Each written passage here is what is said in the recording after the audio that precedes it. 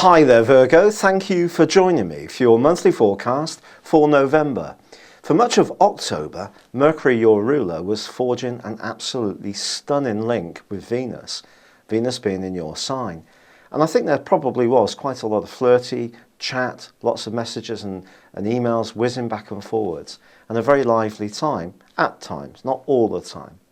Now this month, the Sun remains in the part of your scope that's very much to do with relating. But Mercury, your ruler, has moved forwards into the part of your scope that's more to do with home life and family. And you could start this month feeling pretty good, perhaps a little bit more introspective. There is actually a clash between Venus and also Uranus at the very start of this month, which suggests you may find yourself feeling quite compulsive when it comes to spending money, particularly on a big ticket item, which could tempt you. On the other hand, it could be someone who's making your heart race that much quicker. And this person could be very mesmeric or different in some way. Because they're different, it keeps you really interested.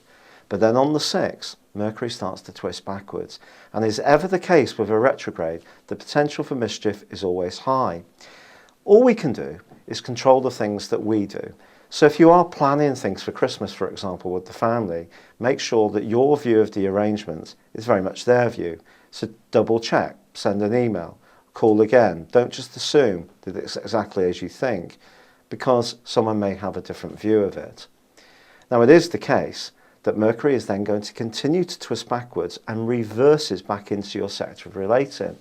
That doesn't necessarily mean that everything's then going to even itself out, but what it does mean is it combines with the solar eclipse at the very heart of this month, the middle of the month.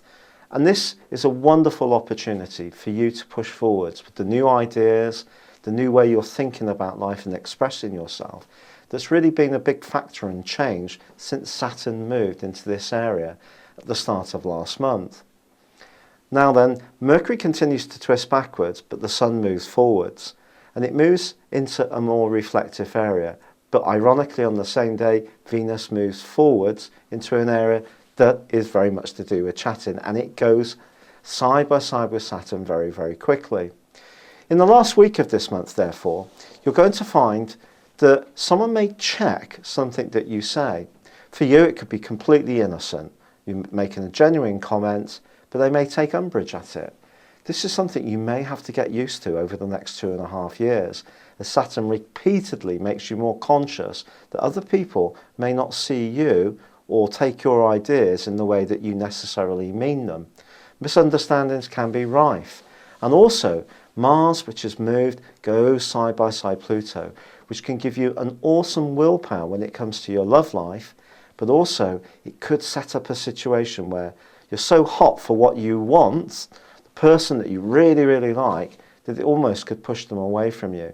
So you need to try and cool things down a little bit, be logical, and just get to know this person in a more timely way.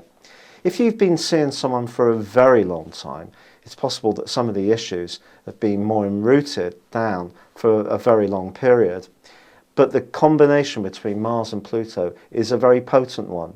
And it suggests that if there is something that's not being met in the relationship, it needs to come out. More clarity needs to be created so that you can start to work on it and come up with the solutions. It's been a real pleasure being with you. Thank you for joining me. Good luck and goodbye for now.